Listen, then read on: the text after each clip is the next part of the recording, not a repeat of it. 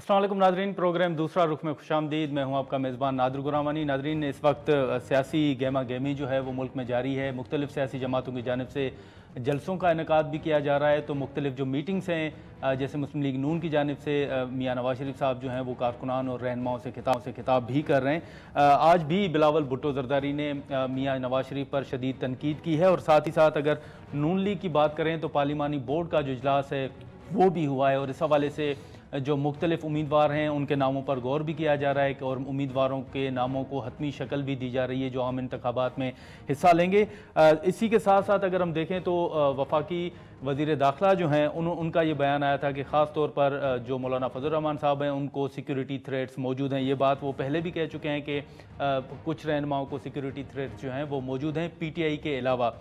तो इस वक्त सूरत हाल जो है वो ख़ास तौर पर अगर हम बात करें खैबर पख्तूनख्वा या बलूचिस्तान के हवाले से तो क्या है। दूसरा, हाल ही में कुदूस बज़िंजो साहब ने पीपल्स पार्टी में शमूलियत इख्तियार की और पीपल्स पार्टी के बलूचिस्तान में जो दीगर रहनुमा हैं, दीगर जमातों के रहनुमा हैं, उनसे भी राब्ते जारी हैं। तो इस वक्त बलूचिस्तान की सूरत हाल क्या है, दीगर कौन से रहनुमा हैं जो आइंदा चंद दिनों में पीपल्स पार्टी में शमूलियत इख्तियार करने जा रहे हैं, और ये जो सिक्योरिटी थ्रेट्स का मामला है तो क्या बलूचिस्तान में कौन से इलाके ऐसे हैं, क्या पीपल्स पार्टी वाकई समझती है कि बलूचिस्तान में कुछ इलाके ऐसे हैं जहां पर सियासी गहमा गहमी या जो सियासी एक्टिविटीज़ हैं वो नहीं हो सकती। इसी मामले पर हम बात करेंगे। पीपल्स पार्टी के सीनियर रहनुमा जनरल रिटायर्ड अब्दुल कादिर वो हमारे साथ मौजूद हैं। बहुत शुक्रिया सर, आपने टाइम निकाला।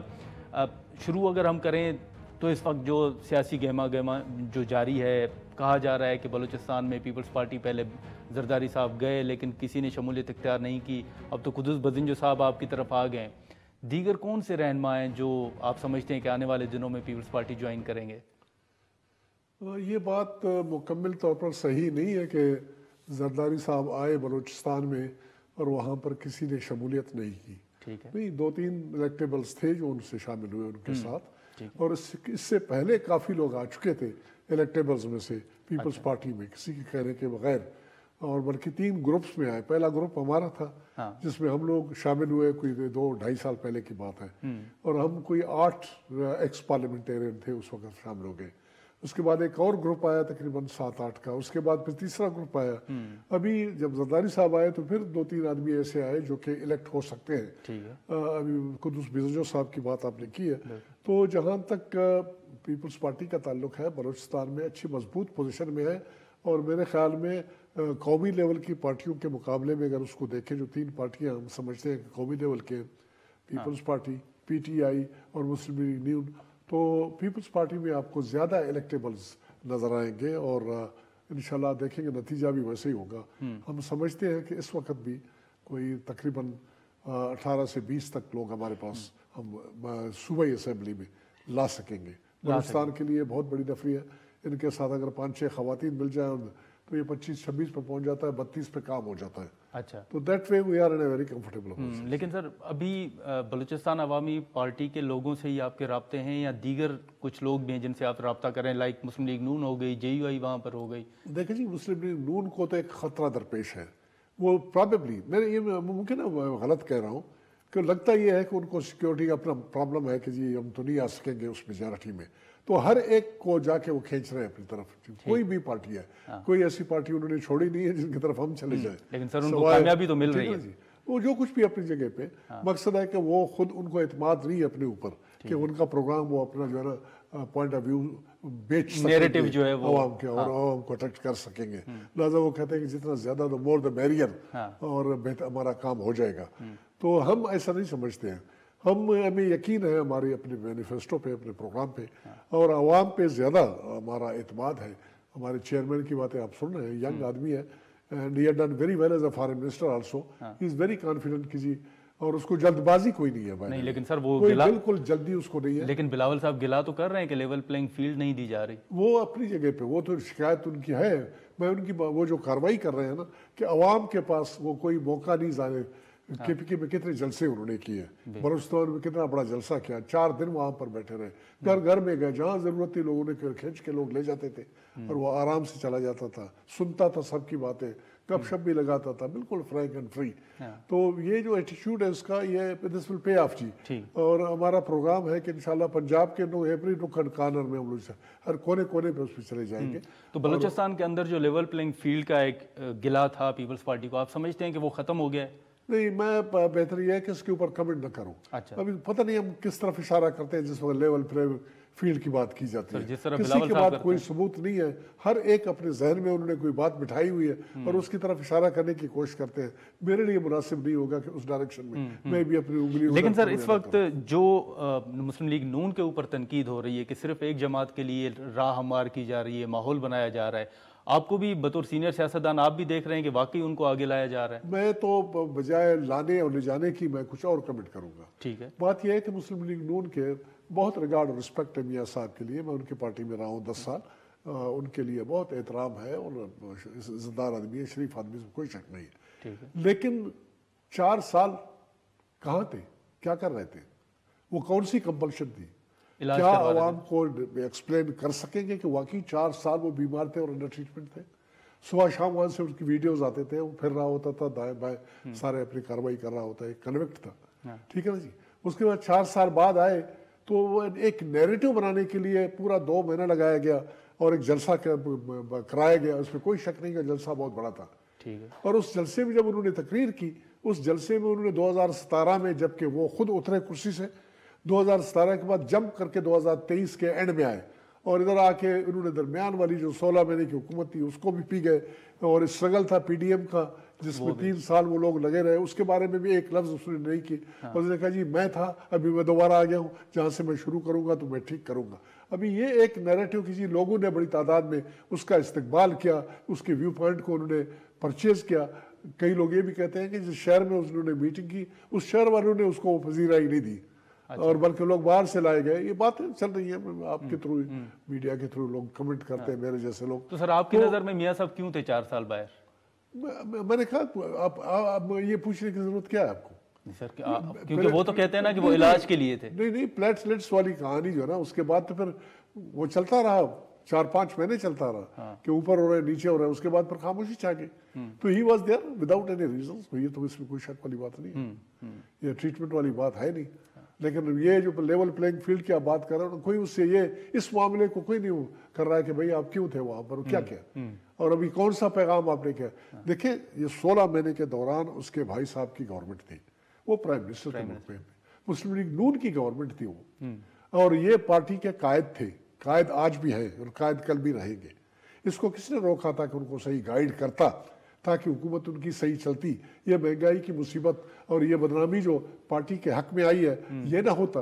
ٹھیک ہے، اگر ایسی کوئی بات ان کے پاس ہوتی، اگر ایسی بات اس وقت نہیں تھی شہباز شریف کو پیش کرنے کے لیے، تو اب کہاں سے آئے گی وہ بات؟ ناظرین، بلوچ صاحب ہمارے ساتھ ہیں. ہم یہاں پر ایک شارٹ بریک لیتے ہیں اور بریک کے بعد جو بلوچستان کی سیاست کے حوالے سے مزید سوالات ہیں وہ ان کے سامنے رکھتے ہیں.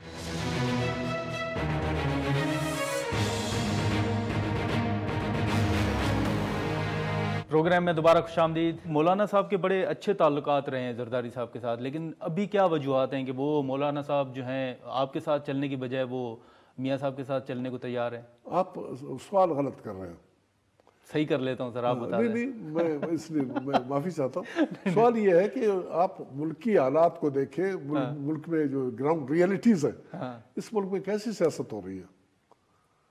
یہ کون سی اصولوں والی سیاست ہے یہاں پر؟ سر جوڑ توڑ ہوتی ہے، کوئی کسی سے ہاتھ ملاتا ہے. یہ جو ہمارے بلوچستان والی کہانی آپ کے سامنے ہے، مسلم لیگ نون تھا، مسلم لیگ نون کو کس نے اس کرسیوں سے اتارا، ٹھیک ہے نا، اور پھر بعد میں باپ بنا، باپ کو کس نے جو ہے نا پذیرائی دی اور ان کے وہ سینیٹرز بنے اور چیئرمین بنے اور یہ بنے، اور پھر ان کا بھی وہ ٹوٹ گئے اور ٹوٹنے کے بعد پھر اتحاد آپس میں کرنے کی کوشش کر رہے ہیں باپ پارٹی اور مسلم لیگ نون. لیکن پھر اب باپ والے آپ کی طرف آ رہے ہیں.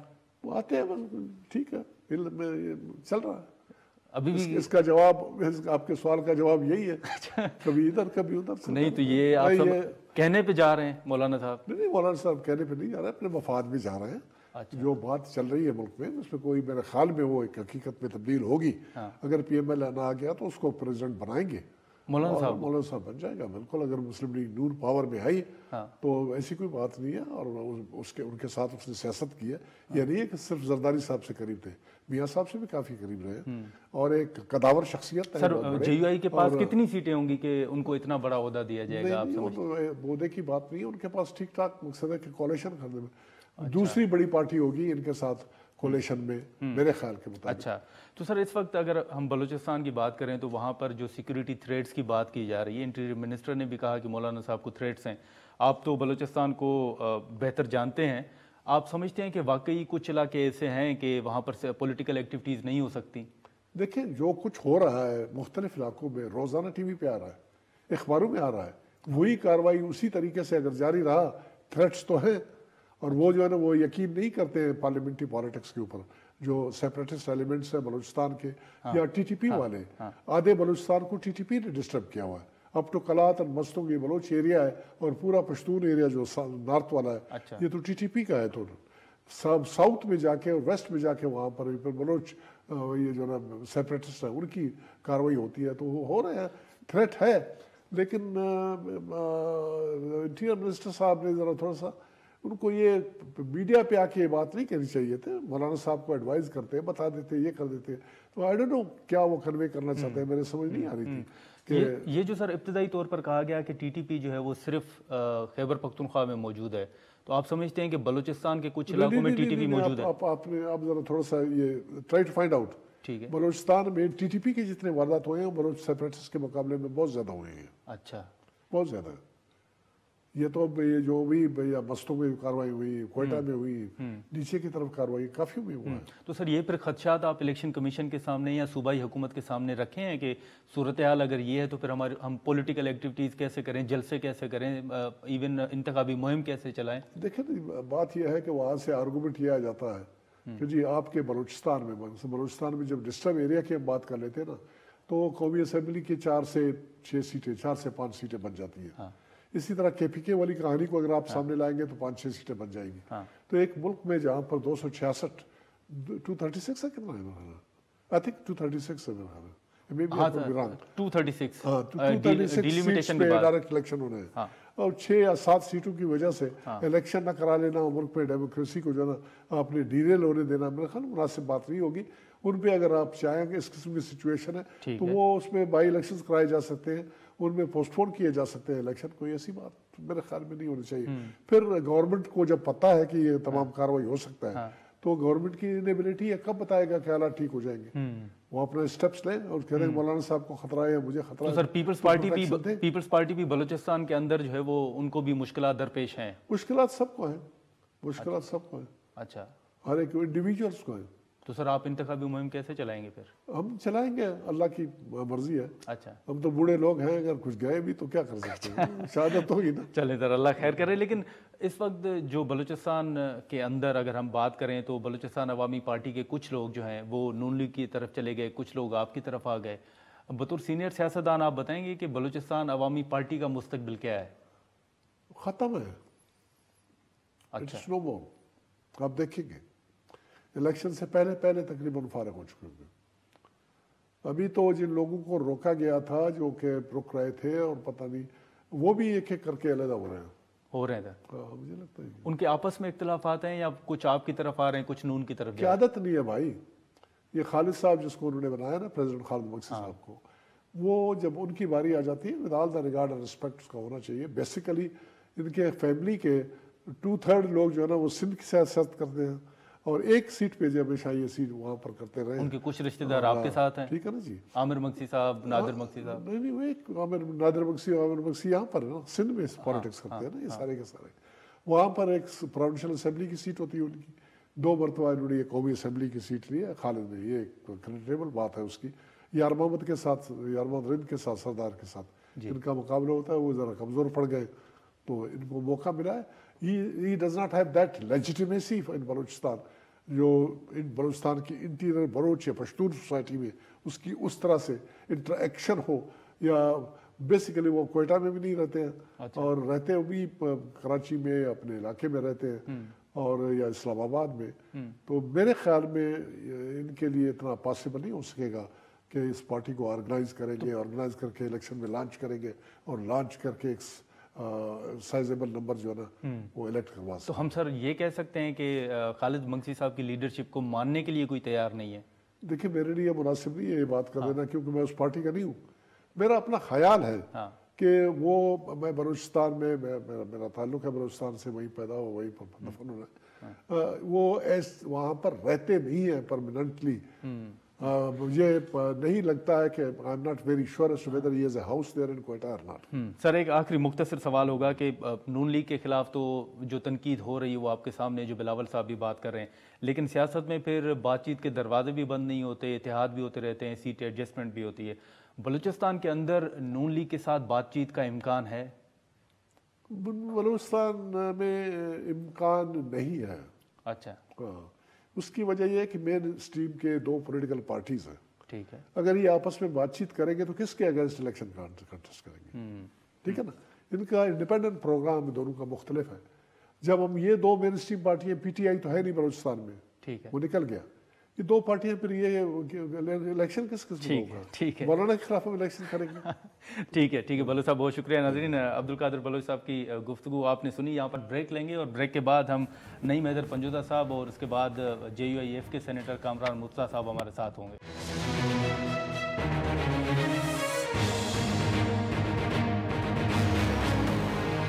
پروگرام میں دوبارہ خوش آمدید. ناظرین, عبدالقادر بلوچ صاحب کی گفتگو آپ نے سنی. اس وقت جو تحریک انصاف الیکشن کمیشن میں ایک قانونی جنگ جو ہے وہ لڑ رہی ہے, خاص طور پر بلے کے نشان کو بچانے کے لیے. اس حوالے سے ہم بات کریں گے. نعیم حیدر پنجوتا صاحب تحریک انصاف کے وکیل ہیں, ان سے بہت شکریہ. نعیم صاحب, اس وقت اگر ہم پہلے سیاست سے اگر ہم شروع کریں تو شوکت ترین صاحب نے پی ٹی آئی کو خیر بات کہہ دیا. پھر مروت صاحب کا جو حال ہی میں بیان آیا کہ انہیں پولیس نے روکا یا گرفتار کرنے کی کوشش کی, وہ آپ کے سامنے ہے. تو تحریک انصاف کو اس وقت کہاں چیلنجز جو ہیں وہ یہ الیکشن کمیشن کے کیس کو چھوڑ کے آپ کیا سمجھتے ہیں کہ کہاں آپ کو لیول پلینگ فیلڈ جو ہے وہ نہیں دی جا رہی؟ بہت شکریہ جی, بڑی نوازش. بات یہ ہے کہ اگر لیول پلینگ فیلڈ کی بات کی جائے تو ہمیں تو فیلڈ ہی نہیں دی جا رہی, اور اس کے جو کردار ہیں وہ کون لوگ ہیں. ایک الیکشن کمیشن آف پاکستان, دوسرا جو اس وقت انٹرم گورنمنٹ سیٹ اپ ہے, وفاق ہو یا صوبوں میں ہو. آپ یہ دیکھ لیں کہ ملٹری جو ٹرائل یا ملٹری جو کورٹس ہیں, سیویلین کا ملٹری ٹرائل نہیں ہو سکتا. اس حوالے سے جو سپریم کورٹ نے فیصلہ دیا تھا اس کے اوپر کوئی امپلیمنٹیشن نہیں ہوئی, اور وہ ابھی بھی لوگ جو ہے ملٹری کی حراست میں ہیں. اور آپ یہ بھی دیکھ لیں کہ انٹرا کورٹ اپیل جو فیصلے کے خلاف فائل ہوئی تھی وہ سماعت کے لیے فکس ہو گئی ہے, لیکن وہ لوگ ابھی تک نہیں کیے گئے. اسی طرح سے اگر الیکشن لیکن نہیں صاحب, اس وقت جو آپ الیکشن کمیشن میں جو قانونی جنگ لڑ رہے ہیں بلے کے نشان کو بچانے کے لیے, اس حوالے سے آپ کے پاس کوئی پلان بی بھی تو ہوگا کہ اگر فیصلہ آپ کے حق میں نہیں آتا اور بلے کا نشان اگر آپ سے واپس لیا جاتا ہے تو تحریک انصاف کے پاس پلان بی کیا ہوگا, کیا اسٹریٹجی ہوگی آپ کی؟ دیکھیں, اگر plan a, plan be, plan سی جو ہے تمام کی بات کی جائے تو وہ ساری کی سارے جو پلانز ہیں نا وہ عوام ہیں, اور عوام کو اگر آپ ووٹ کا حق نہیں دیں گے یا اس طرح کے اوچھے ہتھکنڈے کریں گے, غیر قانونی کام کریں گے, کبھی ڈسکوالیفیکیشن کا نوٹیفیکیشن نکالیں گے, کبھی کہیں گے کہ انٹرا پارٹیز الیکشن جو ہیں وہ ٹھیک نہیں ہوئے اور دوبارہ اگر ہم کرواتے ہیں. اب میں حیران تھا, کل بیرسٹر گور صاحب کے ساتھ میں بیٹھا ہوا تھا, میں نے کہا اعتراض کیا لگا ہے؟ انہوں نے کہا جی اعتراض یہ لگا ہے کہ یہ جو ہم نے پیپرز جمع کروائے ہیں وہ بڑی ان کے پاس موٹی فائل تھی, اور اگر پی ایم ایل این کے میں نے ریکارڈ دیکھا تو وہ ایک نوٹیفیکیشن انہوں نے جمع کروایا جس میں وہ فار ایگزامپل جی مریم اور ان کا نام 3-4 لوگوں کا, شہباز شریف اور وہ جو اس کے ساتھ کیبنٹ ہے, وہ ایک انہوں نے جمع کروایا. کوئی پروسیس کسی جماعت نے فالو نہیں کیا سوائے پاکستان تحریک انصاف کے پہلے الیکشن میں بھی جو 2022 میں ہوا اور اب بھی. اور یہاں پر بدنیتی ہوگی کہ آپ بلے کے نشان کے اوپر مزید ڈیلے کریں گے. ہفتے کا ٹائم ہوتا ہے جو میرا خیال میں منگل کو جو ہے وہ پورا بنتا ہے.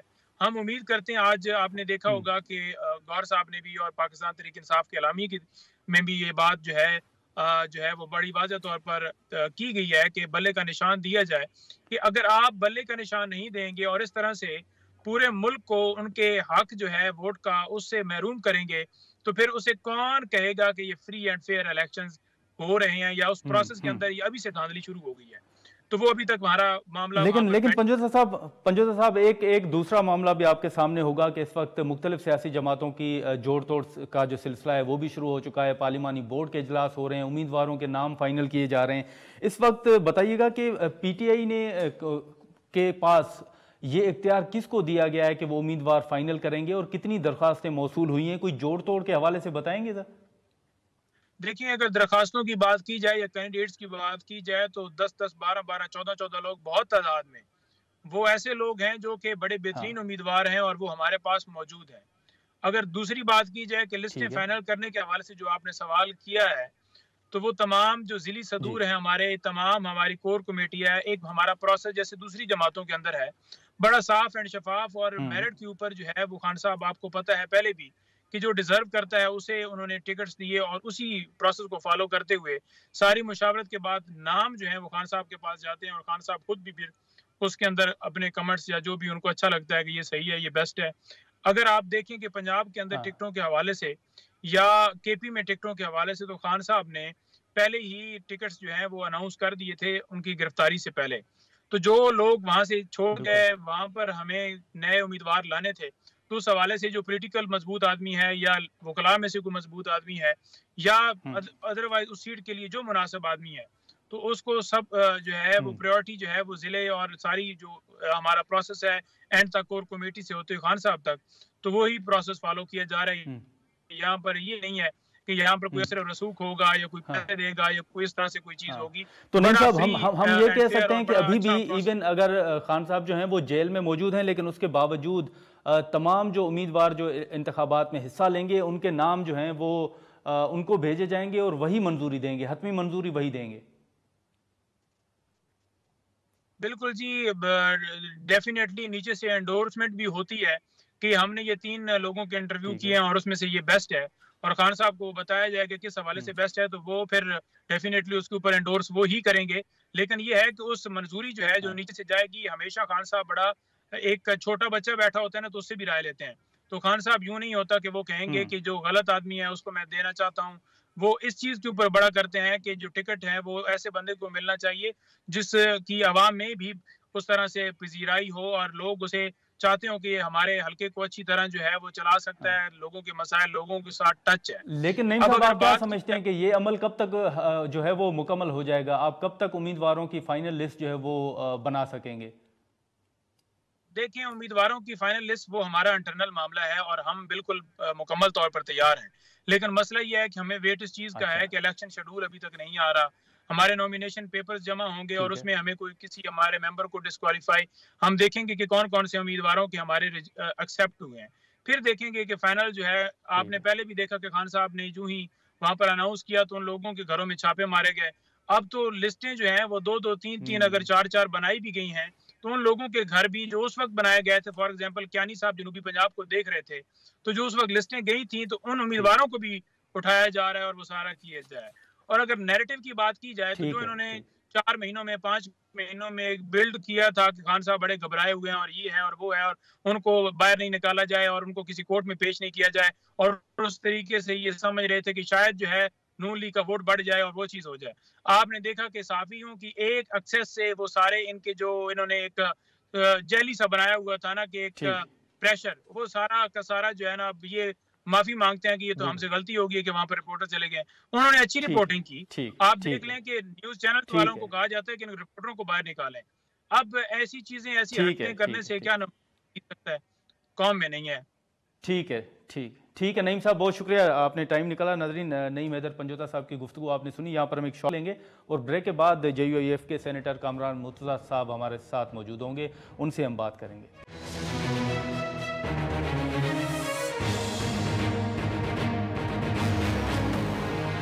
پروگرام میں دوبارہ خوش آمدید ناظرین، کامران مرتضیٰ صاحب ہمارے ساتھ موجود ہیں، ہم ان سے بات کریں گے۔ کامران صاحب بہت شکریہ سر، آپ نے ٹائم نکالا۔ اس وقت جو انتخابات کے حوالے سے جن خدشات کا اظہار کیا جا رہا ہے، خاص طور پر سیکیورٹی کے حوالے سے، تو اس حوالے سے انٹیریئر منسٹر کا بیان بھی آپ کے سامنے ہوگا کہ مولانا صاحب کو جو ہیں وہ تھریٹس موجود ہیں، تو سر اس کے بعد کیا اسٹریٹجی ہے؟ کیا حکومت کے سامنے آپ نے تحفظات اور ان تمام خدشات کو رکھا ہے کہ آپ کی اسٹریٹجی کیا ہوگی؟ جلسوں کا انعقاد کیسے ہوگا؟